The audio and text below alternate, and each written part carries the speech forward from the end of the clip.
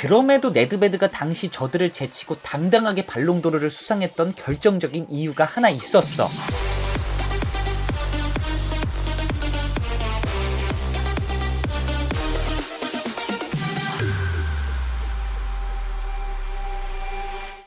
로빈요! 안녕 형들, 나 말년 호빙요야. 축구에서 체력이 중요하다는 건 우리 말년이 형들도 아주 잘 알고 있을 거야. 체력이 좋으면 많이 뛸 수 있고 많이 뛰면 마치 12명, 13명이 뛰는 효과를 낼 수 있지. 그리고 상대보다 더 많이 뛴다는 것은 그건 약팀이 강팀을 잡을 수 있는 몇 안 되는 수단이 되기도 해. 그래, 체력이 중요한 건 당연해. 그럼 얼마나 중요한데? 몇몇 선수들은 축구에서 제일 중요한 능력 첫 번째로 체력을 뽑는 경우도 상당히 많아. 이게 왜 그러냐면은 패스, 슛, 드리블 등 기술적인 것들이 모두 체력으로부터 시작되기 때문이라는 게 많은 프로 선수들의 의견이지. 그래서 기술적인 면은 뛰어나지만 체력이 좀 딸리는 선수와 기술적인 것들은 평범하지만 체력이 바탕이 되는 선수, 이 둘 중 축구에서 더 필요로 하는 선수는 후자야.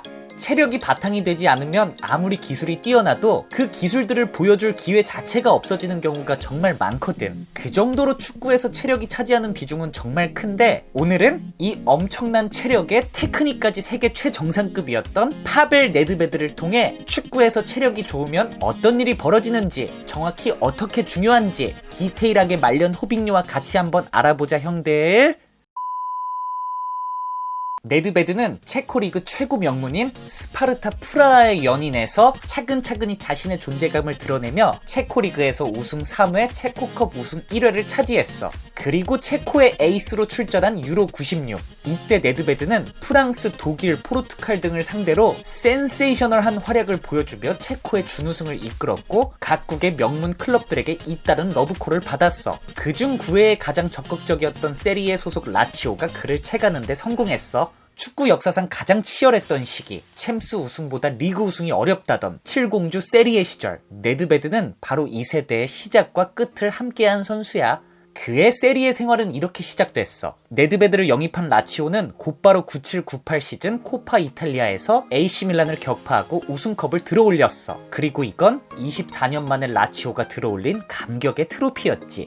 또한 라치오는 같은 해 UEFA컵에서 준우승을 차지하는 등 엄청난 파괴력을 이어나갔어. 아니 언제부터 라치오가 강했다고 체코 선수 하나 와갖고. 네드베드는 여기서 멈추지 않고 UEFA 위너스컵 결승전에서 마르요카와 1대1 팽팽한 승부를 펼치고 있을 때 후반 81분 결승골을 넣으며 라치오의 우승을 이끌었어.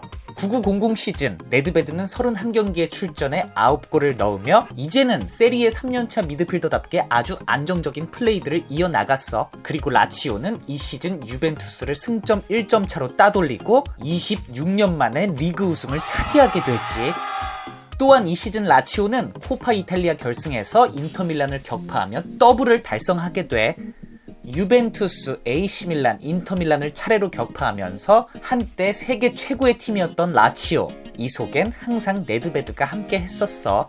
하지만 재정난으로 인해 네드베드는 라치오를 떠나게 되는데 01-02 시즌을 앞두고 팀의 에이스였던 지단이 레알 마드리드에 팔려가자 다급해진 유벤투스는 그의 대체자로 네드베드를 라치오에서 데리고 오는데 성공했어. 네드베드는 팀을 옮긴 직후에는 많은 부담이 됐는지 제법 부진한 모습을 보였어. 팬들은 그냥 우주 최강이었던 지단을 대체할 수 있을 거라고는 애초에 바라지도 않았지. 네드베드가 부진하자 신랄하게 까댔어.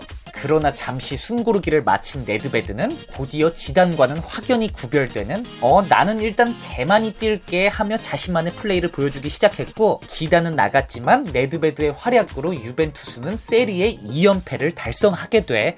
02-03 시즌 유벤투스는 네드베드의 맹활약으로 챔피언스리그 결승까지 진출했어. 네드베드는 4강전에서 지단의 레알을 상대로 멋진 중거리골을 장식해 팀의 결승 진출을 이끌었지만 경고 누적으로 결승전에 출전하지 못했고 유벤투스는 승부차기에서 AC 밀란에 패했어.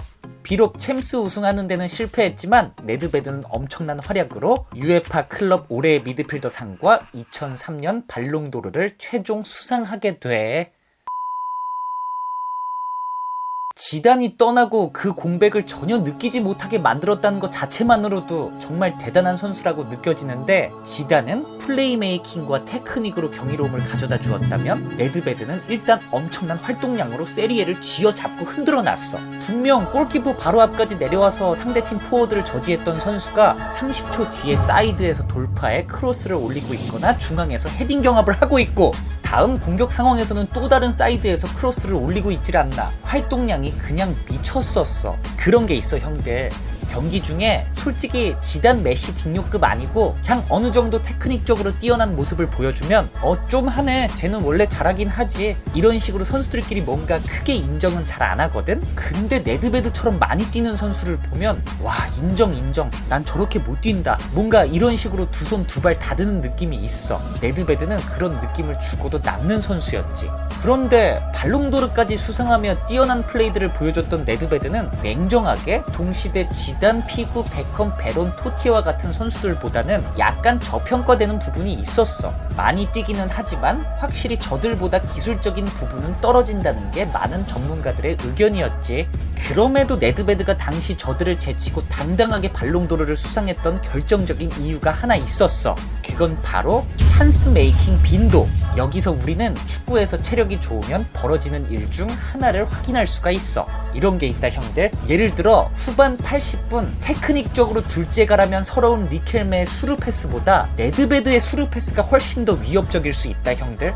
뭐냐면 예를 들어 리켈메의 수루 패스 능력치가 95야. 근데 체력이 많이 빠진 후반 80분 상황에서는 터치 하나하나가 힘들고 전진 드리블도 빡세며 심지어 우리 편 앞에 선수도 잘 안 보여. 내가 뒤질 것 같거든. 그럼 자연스레 리켈메의 수루 패스는 나오지를 않고 바로 옆 동료에게 떠넘기게 되면서 골 찬스도 자연스럽게 사라지게 되는 거지. 티 안 나게. 설령 리켈메가 패스를 찌른다 해도 그 정확도는 높지 않을 가능성이 커. 하지만 네드베드는 그의 수루패스 능력치가 80이라고 쳤을 때 후반 80분 그의 수루패스 능력치는 그대로 80이야. 원래 좋았던 터치, 전진 드리블은 쭉쭉 나가고 우리 편 선수가 아주 잘 보여서 수루패스 그대로 나가고, 오히려 상대팀 체력은 많이 빠졌으니까 네드베드의 수루패스 능력치는 상대적으로 85 이상의 상승작용하기까지 하지. 아까 서두에 테크닉이 아무리 뛰어난 선수라도 체력적인 부분이 받쳐주지 않으면 아무 소용없단 얘기 했었지. 그게 바로 이런 부분이야. 체력이 현저히 떨어진 상태에서는 아무리 천하의 리켈메라도 일반 하부리그 체력 좋은 미드필더가 훨씬 더 나을 수 있다는 거지. 그래서 네드베드는 아까 언급한 선수들보다 테크닉적으로 뛰어나진 못했지만 뛰어난 체력을 바탕으로 후반 80분에도 어쩌면 지단, 베론보다 퀄리티 높은 패스가 한 번이라도 더 나갔었단 얘기야. 이건 드리블 돌파도 마찬가지고 슛도 마찬가지고, 실제로 네드베드의 플레이들을 살펴보면 후반부에 모든 선수들이 체력과 집중력이 현저히 떨어졌을 때 벼락같은 중거리 슛이나 폭풍 드리블 돌파로 중요한 골들을 만들어내는 모습을 볼 수 있었어. 진짜 내 경험으로 후반 80분 네드베드 같은 선수가 내 앞에서 별 페인팅도 없이 그냥 길게 치잖아? 진짜 죽고 싶어. 차라리 날 밟고 가. 나 경기장 나가게. 꼭 네드베드 뿐만 아니라 눈에 잘 보이지 않아서 그렇지 이런 현상들이 경기 후반부에 정말 많이 나오고 있어. 이렇게 네드베드는 경기가 끝날 때까지 슛이면 슛, 돌파, 패스 등 끊임없이 찬스 메이킹을 한 아주 무서운 선수였지. 그러던 2006년 칼치오폴리 사건이 터지면서 유벤투스는 우승 박탈 및 2부 리그로 강등되었어. 이 일로 질라탄, 비에이라 등 대부분의 동료들이 다른 팀으로 떠날 때 팀의 핵심 주전이었던 네드베드에게도 역시 수많은 빅클럽들의 오퍼가 따랐지. 하지만